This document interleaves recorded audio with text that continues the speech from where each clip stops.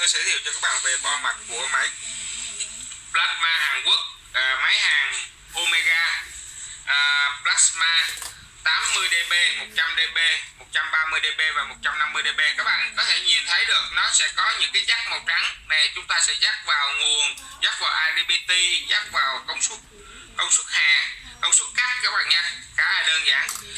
Và nó sẽ nối bằng một số IC các bạn. Các bạn có thể nhìn thấy hai miếng nhôm ở phía ngoài cùng phía bên này đó, tôi vừa mới chỉ cho các bạn xem, đó là cái IC chính của nó các bạn ha.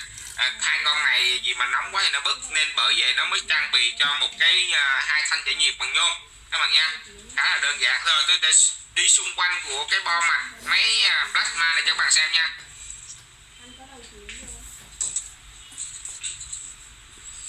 Rồi tôi vừa giới thiệu xong cho các bạn về bo mặt máy plasma 80dB, 100dB, 150dB và các của Omega, chính hãng Hàn Quốc. Các bạn yêu thích kênh của tôi, các bạn có thể nhấn subscribe để hỗ trợ tôi làm một số hàng chính hãng mới. Xin chân thành cảm ơn và hẹn gặp lại các bạn.